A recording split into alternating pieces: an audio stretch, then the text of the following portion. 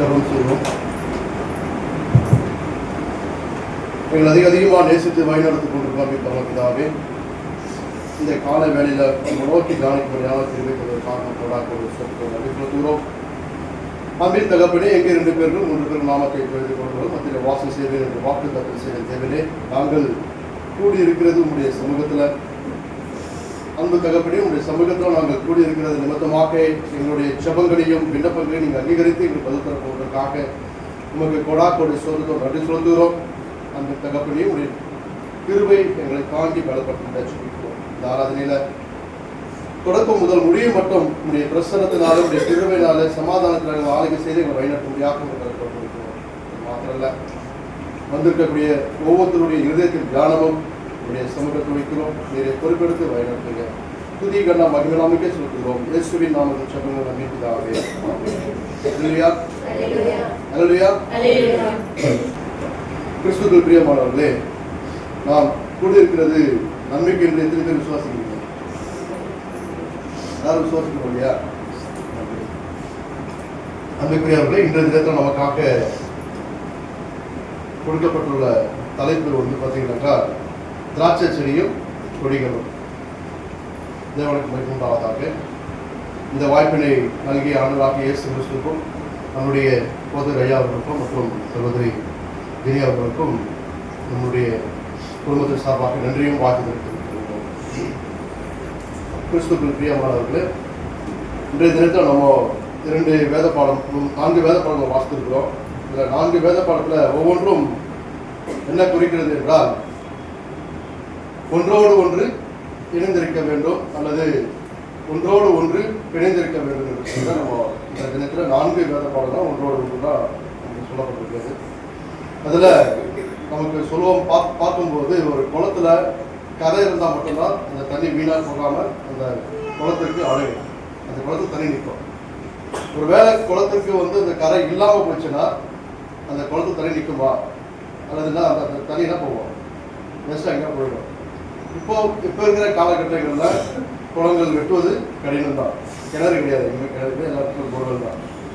ஆனால் ஆண்டவராகிய இயேசு கிறிஸ்து என்ன சொல்றாருன்னா, குளம் இருக்கிறது, அந்த குளத்தை சுற்றி கரை வேண்டும். அந்த கரை தான் நமக்கு யாரு? கடவுள். நம்ம தான் குளம். கடவுள் நமக்கு என்னவா இருக்கிறாரு?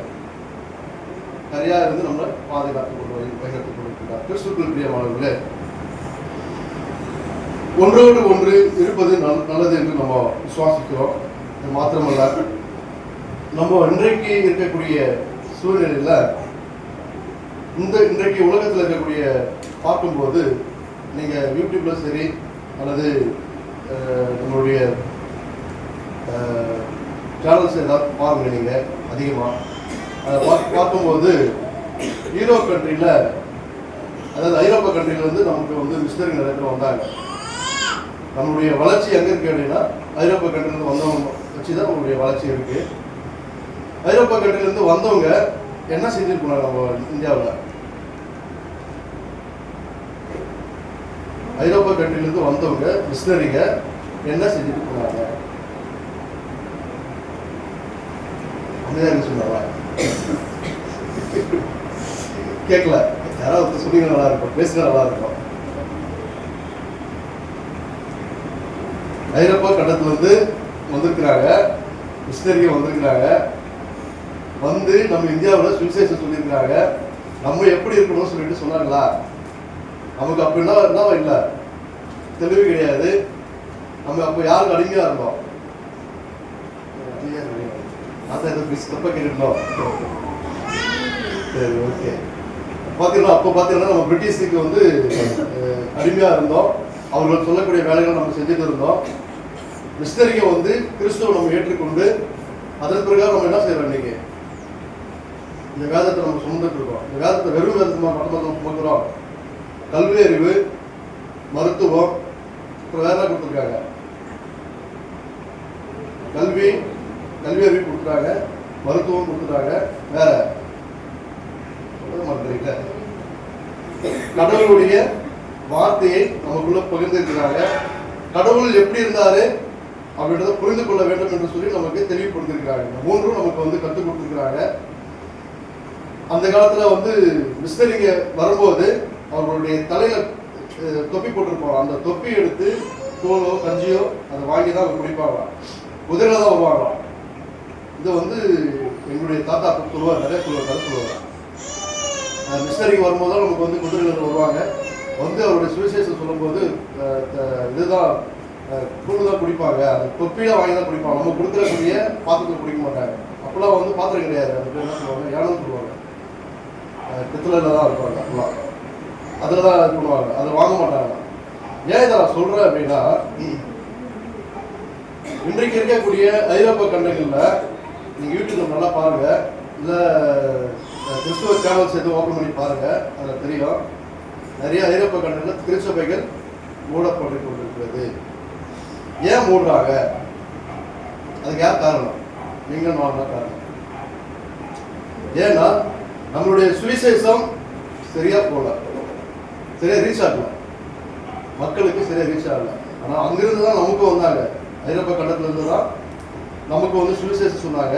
ஆனால் இன்னைக்கு ஐரோப்பா கண்டத்துல எல்லா திருச்சபைகளும் மூடப்பட்டு கொண்டு வந்து கொண்டிருக்கிறது.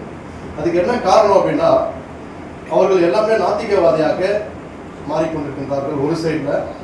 ஒரு சைடில் நம்ம இந்தியாவிலிருந்து போன நம்ம ஆளுங்க, இந்தியா வம்சாவளிகள், அவர்களுடைய மதத்திற்கு, அதாவது ஆதி காலத்தில் பாபேல் கோபுரம் தெரியும் எல்லாருக்கும், அங்கே செய்த அந்த ஆராதனையை இன்றைக்கு நம்மளுடைய இந்திய மக்கள் அங்கே போய் செஞ்சுட்டு இருக்காங்க. அதனால தான் ஐரோப்பா கண்டத்தில் இருக்கக்கூடிய ஒவ்வொரு திருச்சபையும் மூடுறாங்க. இப்போ குறிப்பாக சொல்ல போனாங்க, அமெரிக்காவில் பல திருச்சபைகள் மூடப்பட்டுள்ளது. மூடப்பட்டிருக்கிறது. ஏன் காரணம் அப்படின்னா, அங்கே சுவிசேஷம் சொல்வதற்காக கிடையாது. நீங்கள் யூடியூப்லையோ அல்லது நியூஸ் சேனலில் பாருங்கள், தெளிவாக சொல்லப்பட்டிருக்கோம். நிறைய திருச்சபைகள் மூடுவதற்கு காரணம் அவர்கள் மாறிக்கொண்டிருக்கிறாங்க, நாத்திகவாதிகளாக மாறுறாங்க, ஒரு சைடில் விக்கிரகாரதிக்கு மாறுறாங்க. இது மாதிரி போகிறதுனால தான் அங்கே தொடர்ச்சியாக திருச்சபைகள் மூடப்பட்டு கொண்டிருக்கிறது. கிறிஸ்துவர்களாக அந்த அங்கே இருக்கக்கூடிய ஒரு ஆயரோடு நம்முடைய மூத்த ஆயர் பேசும்போது அங்கே சொன்னாங்க, திருச்சபைகள் கரண்ட் பில் கட்டுவதற்கு கூட எங்களால் முடியல, அந்த அளவுக்கு இருக்கக்கூடிய சூழ்நிலைகள் இன்றைக்கு இருக்கிறது. அதனால் அந்த ஆலயங்கள்லாம் விற்கப்பட்டு அந்த ஆலயங்கள்லாம் என்னவா மாற்றப்படுகிறாங்கன்னா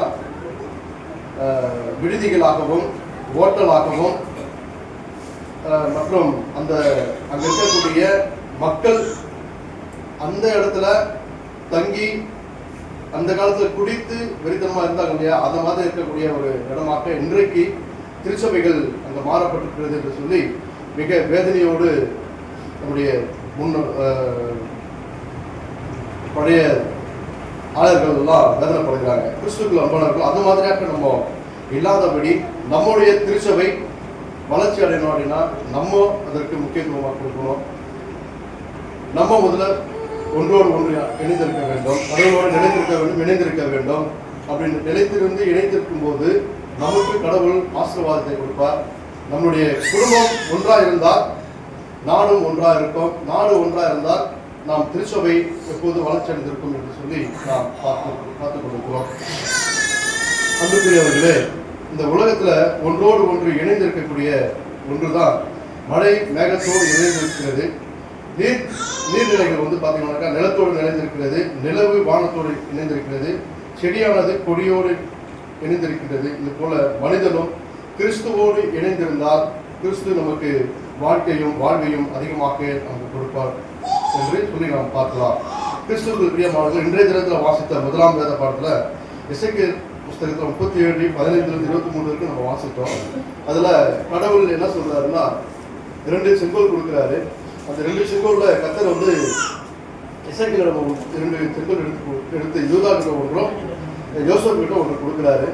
அதை கொடுத்து அதை ஒன்றோடு ஒன்று, அதாவது எப்ராயிம் சொல்லி போட்டிருக்கோம், யோசேப்பு கிட்ட கொடுத்து அது ஒன்றோடு ஒன்று இணைத்து ஒரே தேசமாக மாற்றி அங்க இருக்கக்கூடிய மக்களை ஒரே கடவுளாக, ஒரே ராஜாவாக, ஒரே மக்களாக இருக்க வேண்டும் என்று சொல்லி கடவுள் அந்த இடத்துல அவர்களுக்கு தெளிவாக அவர்களுக்கு கொடுத்திருக்கிறார். கிறிஸ்துவுக்கு பிரியமானவர்களே, எரேமியா எழுதின புஸ்தகம் 3:15 வாசிங்களா. எரேமியா 3:15.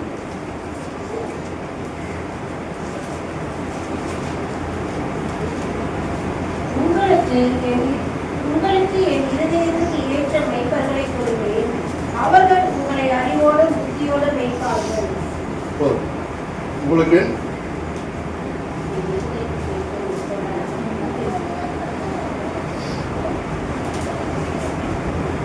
என் இதயத்துக்கு ஏற்ற மேய்ப்பர்களை கொடுப்பேன்.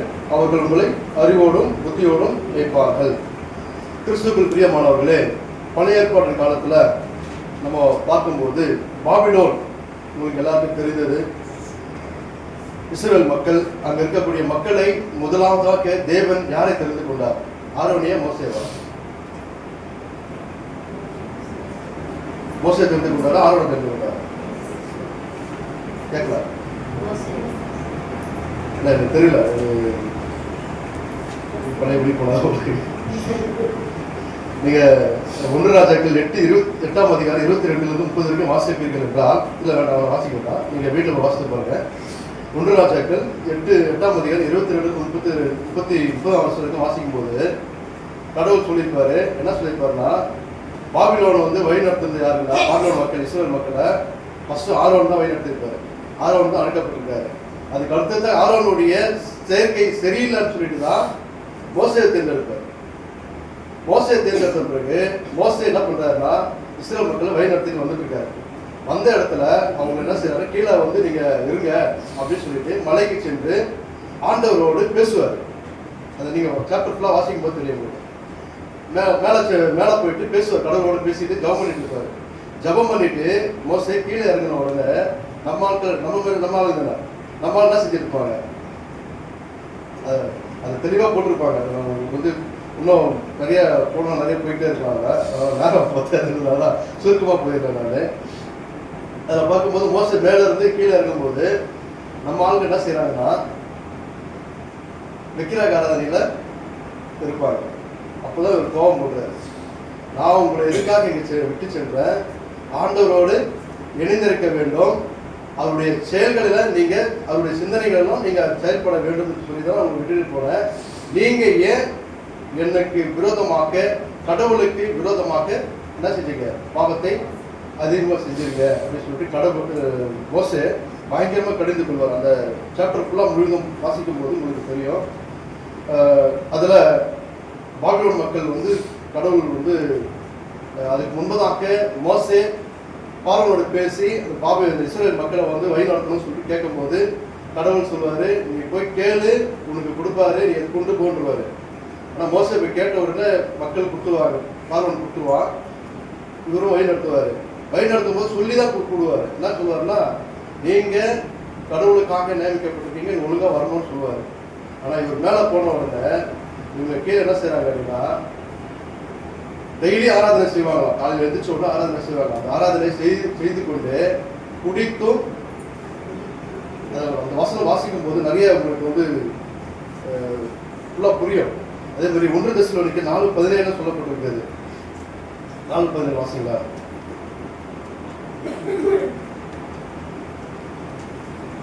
தெசலோனிக்கே 4:17. பின்பு உயிரோடு இருக்கும் நாமும் கர்த்தருக்கு எதிர்கொண்டு போக மேகங்களின் மேல் அவர்களுடைய கூட ஆகாயத்தில் எடுத்துக் கொள்ளப்பட்டு 1 தெசலோனிக்கே 5:4-17 அடுத்த ஸ்டேஜுக்கு நம்ம போறதுக்கு இவ்விதமாய் எகிப்தியரும் இவ்விதமாய் எப்பொழுதும் கர்த்தருடனே கூட இருப்போம். ஆகையால் இந்த வார்த்தைகளினாலே நீங்கள் ஒருவரை ஒருவர் தேற்றுங்கள். கிறிஸ்துவுக்குள் பிரியமானவர்களே, தெசலோனிக்கே அது வந்து சபைக்கு வந்து பவுல் தெளிவாக சொல்லப்பட்டிருக்கிறது. என்னவென்றால், நம்ம இறந்துட்ட பிறகு கடவுள் நமக்கு என்ன செய்வாராம், வழி நடத்துவாராம். நம்மளுடைய ஆன்மா வந்து கடவுளை எடுத்துக்கொண்டு அங்கே நமக்காக ஒரு ஆயத்தத்தை கொடுப்பாராம். அதுதான் அவங்க தெசலோனிக்கே படம் அவர் தெளிவாக சொல்லப்பட்டிருக்கோம். அதே மாதிரி ஆலயத்தில் நம்ம எப்படி இருக்கணும் அப்படின்றதும் அவர் அதில் அந்த அதிகாரத்தில் சொல்லப்பட்டிருக்கோம். கிறிஸ்துவுக்குள் பிரியமானவர்களே, நம்ம இன்றைக்கு பார்க்கும்போது மோசே விட்டு சென்று கொஞ்ச நேரத்தில் அந்த மக்கள் திசை மாறி போனாங்க. அதனால் மோசே கோபம் கொண்டு அவர்களை கடிந்து பேசுகிறார். கடவுளும் அவர்களை கடிந்து பேசி அவர்களுக்கு உண்டான தண்டனையை அந்த இடத்துல கொடுக்கிறார் என்று சொல்லி நம்ம அந்த சாப்டரில் வாசிக்கலாம். அதே மாதிரி எசேக்கியேல் புத்தகத்தில் அந்த கோலை கொடுத்து அந்த மக்களை ஒரே தேசமாக ஒரே ராஜாவாக அங்கே கடவுள் அவர்களை உண்டு செய்கிறார் என்று சொல்லி நம்ம பார்க்கலாம். எஸ்ரா இந்த புஸ்தகத்தில் 1ஆம் அதிகாரத்தில் நம்ம சொல்லப்பட்டிருக்கோம், வாசிக்க வேண்டாம். அதில் பார்த்தீங்கன்னாக்கா 70 ஆண்டுகளுக்கு பிறகு பாபிலோனர்களால் கைப்பற்றப்பட்ட மக்கள் மீண்டும் ஒரு தேசத்திற்கு திரும்புவாங்க. அதாவது அந்த தேசத்தை விட்டு எங்கெங்கே சென்று பரவி இருக்கிறாங்களோ மீண்டும் அதே தேசத்துக்கு வருவாங்கன்னு சொல்லிட்டு அந்த சாப்டரில் நம்ம வாசிக்கலாம். கிறிஸ்துவுக்கு பிரியமானவர்கள் 4 வார்த்தைகள் மாத்திரம் சொல்லி நான் முடிக்கின்றேன். இதில் பார்க்கும்போது நம்ம இன்றைய தினத்தில் வாசித்த சுவிசேஷ வேத பாடத்தில் யோவான் எழுதின சுவிசேஷம் 15ஆம் அதிகாரம் 1 to 8 வரைக்கும் நம்ம வாசித்திருக்கோம். இன்னைக்கு அதில் நமக்கு தெளிவாக கொடுக்கப்பட்டிருக்கிறது.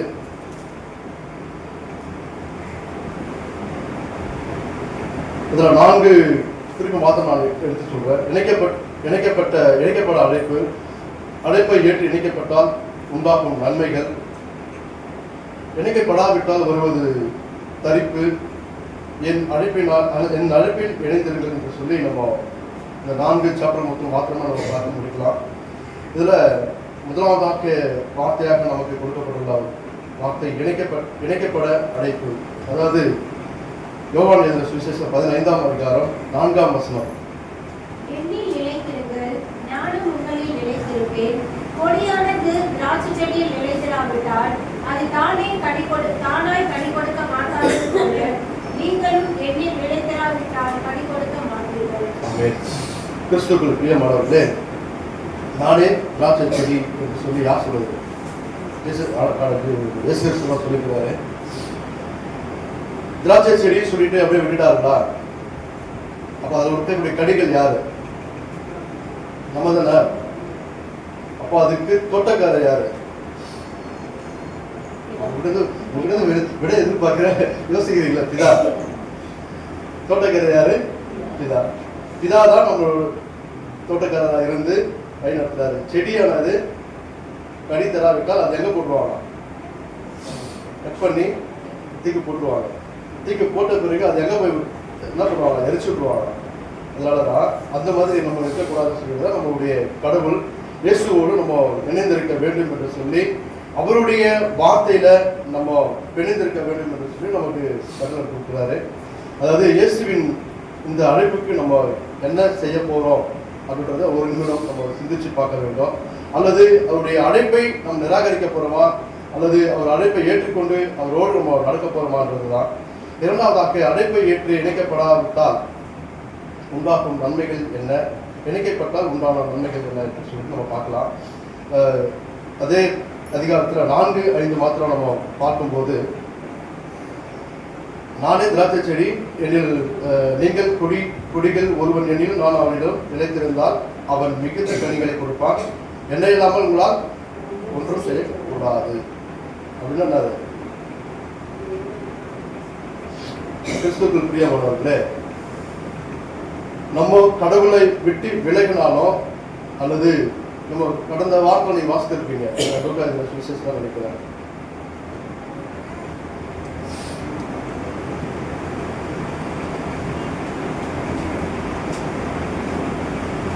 லூக்கா எழுதின சுவிசேஷம் 1ஆம் அதிகாரம் 57-66 வரைக்கும் நம்ம வாசிக்கும் போது, நம்ம பற்றி கொண்டிருக்கக்கூடியவர் யாரு? உன்னை தெரிந்து கொண்டு உன்னை கைப்பிடித்து வழிநடத்தக்கூடியவர் யார்? கடவுள். அதுதான் இங்கே தெளிவாக நமக்கு போட்டிருக்கிறாங்க. இது ஒன்றோடு ஒன்று இணைந்திருக்கிறதுனால தான் நான் சொல்கிறேன். போன வார்த்தை சேர்த்து நான் சொல்கிறேன். கடவுள் நம்மளை பற்றி கொண்டிருக்கிறார், நம்மளை வழிநடத்தி கொண்டிருக்கிறாரு. எந்த வழிநடத்துறதுல ஆண்டவர் நம்ம என்ன செய்யணும்? ஆண்டவரோடு இணைந்து மக்களை ஆதாயப்படுத்தி அவர்களை எங்கே கொண்டு வரணும்? திருச்சபைக்கு கொண்டு வந்து அவர்களும் ஆண்டவராகிய இயேசு கிறிஸ்துவை அறிந்து கொண்டு நம்ம ருசி பார்த்தது போல அவர்களும் ருசி பார்க்க வேண்டும். கலாத்தியர் எழுதின புஸ்தகம் 5ஆம் அதிகாரம் 22-23 மட்டும் வாசிக்கிறார். கலாத்தியர்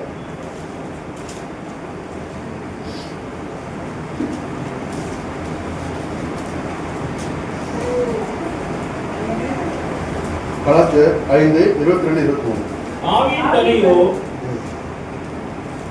ஆவியின் கனியோ அன்பு, சந்தோஷம், சமாதானம், நீடிய பொறுமை, தயவு, நற்குணம், விசுவாசம், சாந்தம், இச்சையடக்கம், இப்படிப்பட்டவைகளுக்கு விரோதமான பிரமாணம் ஒன்றுமில்லை. இப்படிப்பட்ட விரோதமான பிரமாணம் ஒன்றுமில்லை. பிரமாணம் ஒன்றும் இல்லை.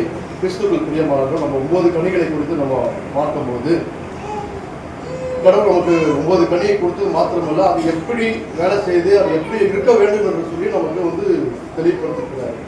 அந்த கனியை நற்செயலாக நம்ம பெற்றுக் கொடுக்கிறார். நாம அவருடைய சிந்தனையில நிலைத்திருக்க வேண்டும் என்று சொல்லி எபேசியர் புத்தகத்தில் 5:9 நமக்கு சொல்லப்பட்டிருக்கிறது. 5:9 ஆவியின்படி சகல நற்குணத்திலும் நீதியிலும் உண்மையிலும் விளங்கும். எப்படிங்க? நீதியிலும் உண்மையிலும் விளங்கும். நீதியிலும் உண்மையிலும் அப்படின்னு அப்போ நம்ம யாரும் சொல்லிட்டு ஆண்டவர் நம்ம தெரிந்து கொண்டிருக்கிறாரு. வெறும் சிலுவை மாத்திரமே போட்டுக்கொண்டு கிறிஸ்துவர் என்று சொல்லக்கூடியவர்களா, அல்லது இவர்கள் கிறிஸ்துவர்கள் என்று சொல்லி இப்போதெல்லாம் பார்த்தீங்கன்னா ஐடி கார்டு சுற்றுறாங்களா?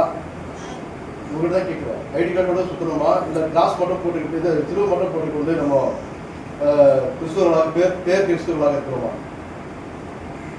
நம்ம ஆண்டவரோடு நிலைத்திருக்கிறோம், ஆண்டவரோடு பேசிக் கொண்டிருக்கிறோம், ஆண்டவரோடு நெருக்கமாக இருக்கிறோம்.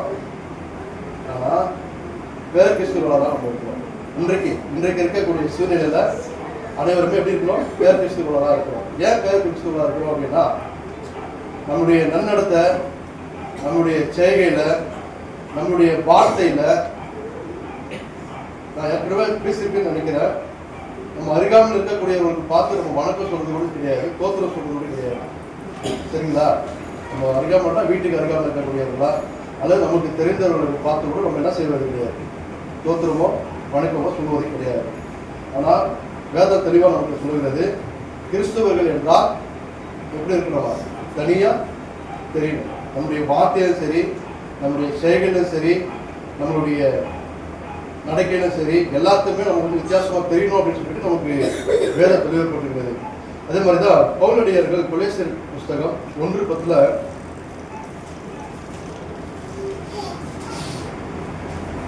சகலவித நற்கிரியைகளும் ஆகிய கனிகளை தந்து தேவனை அறிகிற அறிவினை விருத்தி அடைந்து கர்த்தருக்கு பிரியமுண்டாக அவருக்கு பாத்திரராய் நடந்து கொள்ளவும். கர்த்தருக்கு பிரியமான பாத்திரமாக நம்ம என்ன செய்யணுமா? நடந்து கொள்ளுவோம். அதே மாதிரி மத்தேயு சுவிசேஷம் 5:16 போட்டிருக்கோம். அதிலேயே நமக்கு தெளிவுபட்டிருக்கோம். இப்படிப்பட்ட நற்செய்திகள் நமக்கு கடவுள் நமக்கு கொடுத்து கொண்டிருக்கிறார். அவருடைய வார்த்தைகள் உண்மையா இருக்கா என்றால் உண்மை, அவருடைய செய்கள் உண்மை என்றால் உண்மை. இவை அனைத்தும் நம்ம பார்க்கும்போது கடவுள் ஒன்றோடு ஒன்று நம்ம இணைந்திருக்க வேண்டும், நம்ம குடும்பத்தோடு இணைந்திருக்க வேண்டும், திருச்சபையோடு இணைந்திருக்க வேண்டும், நம்முடைய நாட்டு அப்போதான் வளர்ச்சி அடையும் என்று சொல்லி நம்முடைய வேதத்தில் நமக்கு சொல்லப்பட்டிருக்கிறது. கிறிஸ்துவுக்கு பிரியமானவர்களே, இரண்டாவதாக நம்முடைய மன்றாடக்கூடிய ஜபங்கள் ஏற்றுக்கொள்ளப்படுகிறதா என்றால் ஏற்றுக்கொள்ளப்படும். ஏனென்றால் நம்ம கடவுளோடு இணைந்திருக்கிறோம், கடவுள் நம்மளோடு பேசிக் கொண்டிருக்கிறாரு, நம்ம குடும்பம் ஒன்றாக இருக்கிறது. அந்த ஒற்றுமையில நம்ம ஏற்கனவே வேதத்தில் வாசித்திருக்கிற பிரகாரம் எங்கே 2 பேர்கள் 3 பேர்கள் ஒன்றாக இருக்கிறவங்க கடவுள் வாசமா இருப்பாரு. அது ஒரு பிரகாரம் தான் கடவுள் நம்ம ஒற்றுமையா இருந்தா நமக்கு கிடைக்க வேண்டியதை அனைத்தையும் கொடுப்பார் என்று சொல்லி நம்ம பார்க்கலாம். யோவான் எழுதின சுவிசேஷம் 14:13-14 மட்டும் வாசிக்கலாம். நீங்கள் என் நாமத்தினால் எதை கேட்கிறீர்களோ குமாரன் பிதா மகிமைப்படும்படியாக அதை செய்வேன். 14 என்ன பண்ணுகிறேன்? நாமத்தினால் நீங்கள் எதை கேட்டாலும் அதை நான் செய்வேன். கிறிஸ்துவுக்கு பிரியமானவர்கள். அதே மாதிரி பிலிப்பியர் எழுதின புத்தகத்தில் 2:5 கூட அதெல்லாம் சொல்லப்பட்டிருக்கோம். அவருடைய சிந்தனைகளையும் அவருடைய வார்த்தைகளை நம்ம எடுத்துக்கொண்டு நம்ம என்ன கேட்கிறோமோ கடவுள் நமக்கு கொடுப்பார் என்று சொல்லி நம்ம விசுவாசிக்க வேண்டும். அடுத்ததாக நம்முடைய ஆண்டவரோடு இணைந்து நம்முடைய உலகத்திற்கு பிரகாரம் நம்ம போகாதபடி கடவுள் நமக்கு கொடுத்திருக்கக்கூடிய இந்த அதிகாரத்தின் பிரகாரம் நம்ம அவரோடு இணைந்து நடக்க வேண்டும் என்று சொல்லி நம்ம பார்க்கலாம். மூன்றாவதாக இணைக்கப்படாவிடில் வருவது என்ன என்று சொல்லி நம்ம பார்க்கும்போது, ஒருவேளை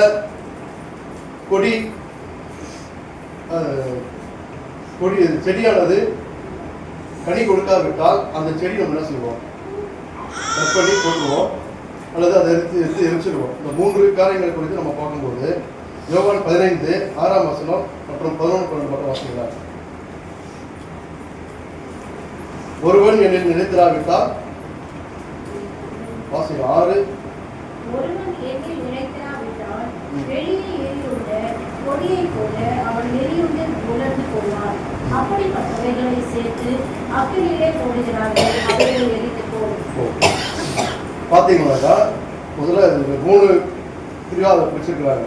ஒன்று ஃபஸ்ட்டு கனி கொடுக்காவிட்ட கட் பண்ணுறாங்க, அதுக்கப்புறம் தூக்கி போட்டுடுறாங்க, அது காஞ்ச பிறகு என்ன பண்ணுறாங்க, எரிச்சிடுறாங்க. இந்த 3ம் கடவுள் நமக்கு என்ன கொடுக்குறாரு, எச்சரிக்கையாக கொடுக்குறாரு. நீங்கள் எப்படி இருக்க வேண்டும், கடவுளோடு இணைந்திருக்க வேண்டுமா, அல்லது கடவுளோடு பிணைந்திருக்க வேண்டுமா, செபிக்க வேண்டுமா, இல்லை உங்களுக்கு தேவையானது கேட்க வேண்டுமான்னு சொல்லி இதில் தெளிவாக நமக்கு சொல்லப்பட்டிருக்கு. கனித்தரிச்சு திராட்சை செடியாக நம்ம அதற்கு ஒப்பு கொடுக்க வேண்டும் என்று சொல்லி நாம் பார்க்கலாம். 11 அப்படியே வாசிங்களா, அதே வசனம். என்னுடைய சந்தோஷம் உங்களில் நிலைத்திருக்கும், சந்தோஷம் உங்களில் நிலைத்திருக்கும் படிக்கும், உங்கள் சந்தோஷம் நிறைவாய் இருக்கும் படிக்கும் இவர்களை உங்களுக்கு சொன்னேன். நான் உங்களில் அன்பாயிருப்பது போல நீங்களும் ஒருவரில் ஒருவர் அன்பாயிருக்க வேண்டும் என்பதே என்னுடைய கற்பனையாக இருக்கிறது. கிறிஸ்துவுக்குள்ளே இன்றைக்கு நான் ஏற்கனவே சொன்னது பிரகாரம் அன்பை தேட வேண்டிய ஒரு சூழ்நிலை இன்னைக்கு இருக்கிறது. நம்ம 3 சாப்டர் பார்க்கும்போது கடவுளோடு இணைந்திருக்க வேண்டும், அன்பை தேட வேண்டிய ஒரு கட்டாயமாக இருக்கிறது. இன்னைக்கு நான் ஏற்கனவே சொன்னேன், அமெரிக்காவில் ஐரோப்பா கட்டணம்லாம் எப்படி இருக்குது அப்படின்ட்டு.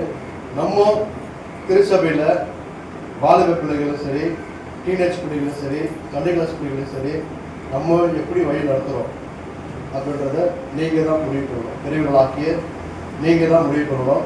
உங்களுடைய பிள்ளைகள் நீங்கள் கிறிஸ்துக்குள்ளாக வளர்த்திருக்கிறீர்கள் என்றால் அவர்கள் நன்றாக வளர்வார்கள். இல்லை என்றால் அவர்கள் எவ்வாறாக இருப்பார்கள் என்பது நீங்கள் ஆசிரியர்கள் கேட்டால் சொல்லுவாங்க. ஏன்னா ஒவ்வொரு பள்ளிக்கூடத்துலேயும் இருக்கக்கூடிய ஆசிரியர்கள் இவங்களுக்கு தெரியும், பிள்ளைகளோடு எந்த அளவுக்கு கஷ்டப்படுறாங்கிறது தெரியும். ஏன் அது சொல்ல வர அப்படின்னா, இன்றைக்கு இருக்கக்கூடிய பிள்ளைகள் ஒரு சில பிள்ளைகள் தவிர்த்து மற்ற எல்லா பிள்ளைகளும் ஒரே மாதிரி தான் இருக்கிறாங்க. அவர்களை வென்றெடுக்க வேண்டும் என்றால் நம்மளுடைய திருச்சபையாக்கிய குடும்பமாக்கிய நம்ம அதற்கு முக்கியத்துவம் கொடுக்கணும். நம்முடைய வாலிப பிள்ளையாக இருக்கட்டும், அல்லது டீனேஜ் பிள்ளையாக இருக்கட்டும், அல்லது இது மாதிரி சேட்ட பிள்ளையாக இருக்கட்டும், எல்லாருக்கும் நம்ம என்ன செய்யணும், நம்ம தான் சுவிசேஷத்தை சொல்லணும், நம்ம தான் சொல்லணும். நீங்கள் இப்படி இருக்கணும், நீங்கள் இப்படி வளரணும், கிறிஸ்துவ குளராக வந்தால் தான் நீங்கள் நிலைத்திருப்பீங்க. இல்லைன்னா வழி தப்பி போனீங்கன்னா நம்ம எங்கே பார்க்க வேண்டியதாக வரும், சிறைச்சாலை தான் நம்ம பார்க்க வேண்டியது. இன்னைக்கு பேப்பர் எடுத்தாலே நிறைய கிறிஸ்டியன் ஸ்பேஸ் தான் நிறையா வருது. பேப்பரும் சரி, நியூஸ்லையும் சரி, எங்கே பார்த்தாலும் நம்ம அவருடைய பேர்கள் நம்ம பார்த்து கொடுக்கிறோம். கிறிஸ்துக்குள் பிரியமானவர்கள் 4ஆவதாக என் அழைப்பிலே இணைந்தவர்கள் சொல்லி யோவான் 15:16 மட்டும் வாசி நான் முடிக்கிறேன். நீங்கள் என்னை தெரிந்து கொள்ளவில்லை, நான் உங்களை தெரிந்து கொண்டேன். நீங்கள் என் நாமத்தினாலே பிதாவை கேட்டுக் கொள்வது எதுவோ அதை அவர் உங்களுக்கு கொடுக்கத்தக்கதாக நீங்கள் போய் கனி கொடுக்கும் படிக்கோ, உங்கள் கனி நிலைத்திருக்கும் படிக்கோ நான் உங்களை ஏற்படுத்தினேன். யாருங்க நம்ம ஏற்படுத்துறவரா கடவுள், இல்லை நம்மளே ஏற்படுத்தி விட்டுருவோம்? கடவுள் நம்மளை தெரிந்து கொண்டு வழிநடத்தி கொண்டிருக்கிறார், ஏற்படுத்தியிருக்கிறார். இந்த 4 சாப்டர்கள் நம்ம பார்க்கும்போது அவருடைய அன்பில நம்ம நிலைத்திருக்கிறோம், அவருடைய அழைப்பில நம்ம இணைந்திருக்கிறோம், அவருடைய சிந்தனைகளை நம்ம நினைத்திருக்கிறோம் என்று சொல்லி நம்ம பார்க்குறோம். இந்த அனைத்தையுமே நம்ம பார்க்கும்போது ஒன்றோடு ஒன்று இணைந்திருக்கிறது போல நம்மமும் நம்மளுடைய குடும்பமும் திருச்சபையும் நாடும் வளர வேண்டும் என்றால் நாம் ஒற்றுமையாக்க இருக்க வேண்டும் என்று சொல்லி தான் இந்த சாப்டர் நமக்கு சொல்கிறது. அதனால தான் நமக்கு செடியும் கொடியும் ஒன்றாக இருக்கணும் என்று சொல்லி சொல்லப்பட்டிருக்கிறது. திராட்சை செடி கடவுள், கனி நம்ம, அதை பராமரிக்கிறது யாருன்னா பிதா தான் பராமரிக்கிறாரு. அதனால நம்ம பிதாவோடு இயேசுவோடும் கணிதல் செடியாக்க கொடியாக்க நம்ம இருக்க வேண்டும் என்று சொல்லி நாம் பார்க்கலாம். கர்த்தர் நாம் எல்லாருக்கும் ஆசீர்வதிக்க வேண்டும் சொல்றாங்க. சாமி கண்கள் மூடி நாம் சொல்லிப்போம்.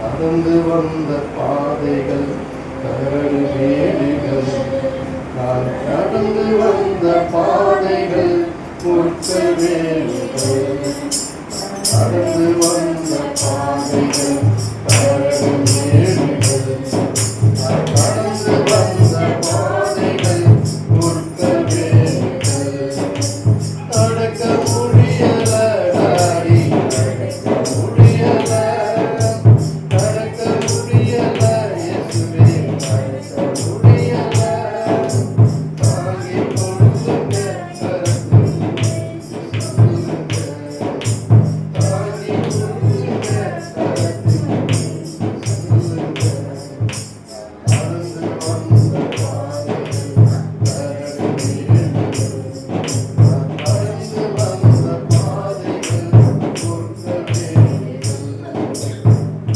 உங்கள் அதிகமாக நேசித்து வழிநடத்திக் கொண்டு வந்திருக்கிறாவே, நாங்கள் இன்றைய தினத்தில் தியானித்த இந்த வார்த்தை பிரகாரம் ஒரே தேசமாக்கே ஒரே ராஜாமாக்கே நீங்கள் எங்களை வழிநடத்திக் கொண்டிருக்கிறதற்காக நன்றி.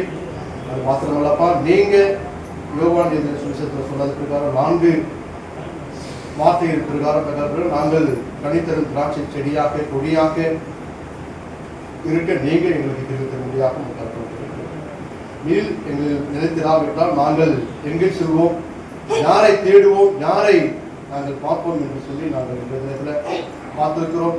இவைகள் அனைத்தும் உங்களுடைய கருத்தில் ஒப்படைக்கிறோம். நீரே எங்களை பொறுப்பெடுத்து வழிநடத்துங்க. இந்த தினத்தில் நாங்கள் கேட்ட இந்த சத்தியத்தின் பிரகாரம் நாங்கள் உண்மை மாத்திரமே பற்றி கொண்டு உண்மையில நான் நிலைத்திருக்கேன் எங்களுக்கு தெரிவித்தார். நாங்கள் ஒருவேளை பாபிலோன் இஸ்ரேல் மக்களை போல நாங்கள் வழி தப்பி போனால் நீர் எங்களை அணைத்துக் கொண்டு நீர் எங்களை சேர்த்து கொண்டு வழிநடத்த முடியாத